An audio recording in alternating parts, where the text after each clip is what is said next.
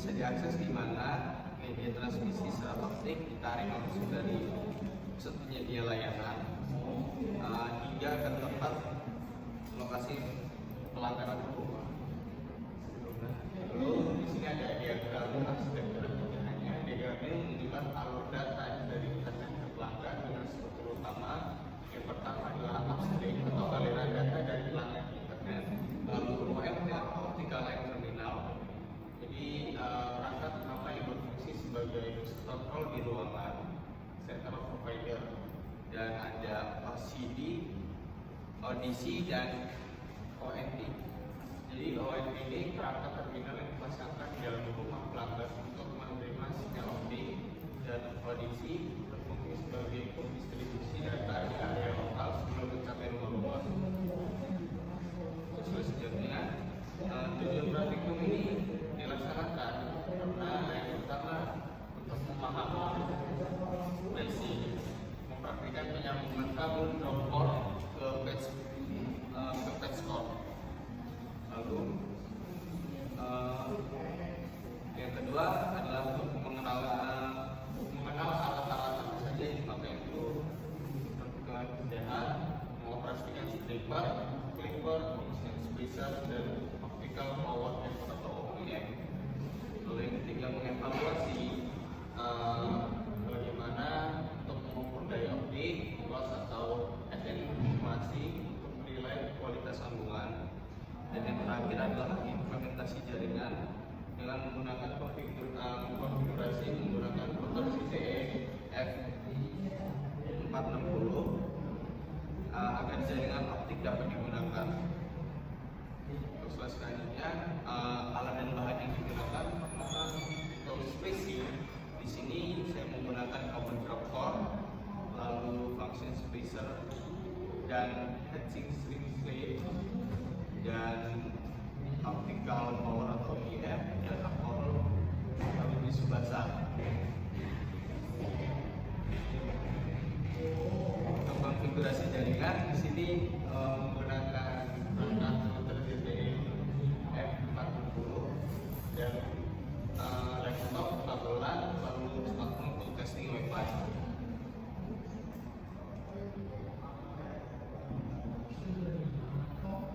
Jadi proses spacing ini melibatkan beberapa tahapan. Yang pertama stripping, mengupas outer jacket atau clothing slot optik. Lalu yang kedua adalah cleaning. Setelah kita mengupas outer jacket atau clothing slot optik, kita membersihkan serat dengan alkohol agar bebas kontaminasi. Lalu melakukan clipping atau memotong ujung serat dengan clipper agar rata presisi. Lalu fusion, proses peleburan atau penyambungan otomatis menggunakan mesin fusion spacer. Dan yang terakhir adalah protection, memasang head frame, sleeve, dan memanaskan filter. Hasil pengukuran spacing, alat ukur optik optimalnya menggunakan nilai ukur adalah 11,5 dBm. Untuk analisis singkatnya, nilai ini adalah daya output akhir, bukan dari nilai loss seperti jika diasumsikan input 0 dBm, maka daya redamannya cukup besar, menyebab potensi redaman tinggi, misalnya listrik motor, kotoran pada serat, atau kotoran sistem yang rata. Untuk konfigurasi router CPE, di sini melakukan akses awal, login ke IP default 192 108 dengan user super admin, lalu melakukan mode VPOI, bilang enable, lalu username atau password dari ISP. Untuk konfigurasi bilang berikutnya menggunakan NPM, sesuai NPM, jadi security sesuai dengan NPM. Dan yang terakhir adalah LAN atau local IP terbuka ke 192.168.1.1 dua digit akhir NPM yang digunakan untuk DHCP server aktif dengan range 2. Untuk hasil pengujiannya, koneksi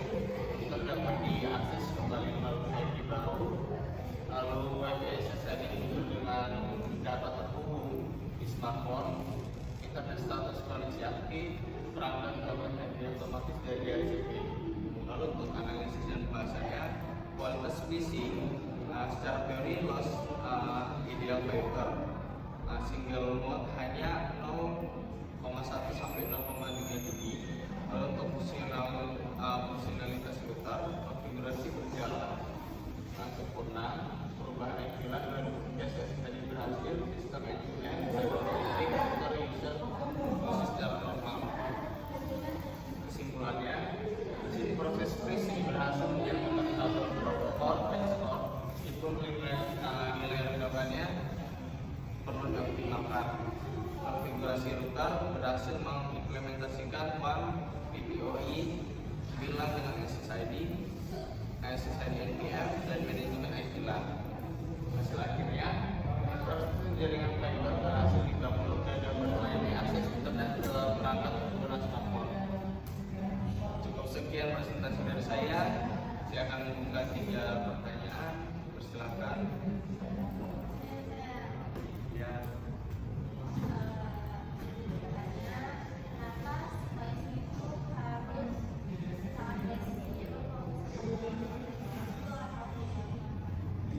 Jadi penggunaan function splitter bertujuan untuk menyelesaikan 2 unsur yang ada dan menyambungkannya menjadi satu kesatuan. Dan proses ini sangat dibutuhkan karena menyebabkan core, yang kedua menggunakan ancaman, lalu yang ketiga adalah refleksi balik. Ya.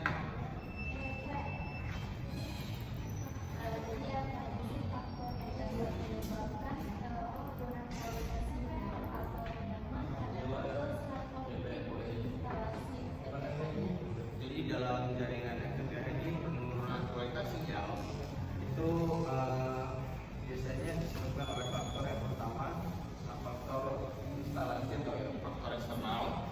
Lalu yang kedua adalah faktor intrinsik atau faktor lokal, faktor internal kabel. Jadi yang kedua ini hamburan trailing, terus penyerapan dan microbaby. Terakhir.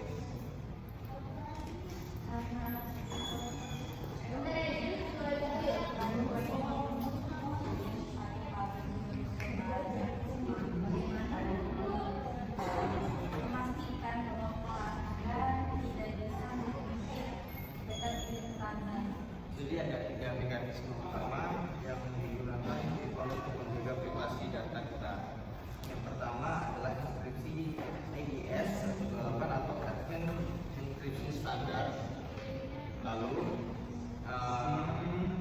ada mekanisme Genport ID atau addressing. Dan yang ketiga adalah kontrol arah data atau upstream dan downstream.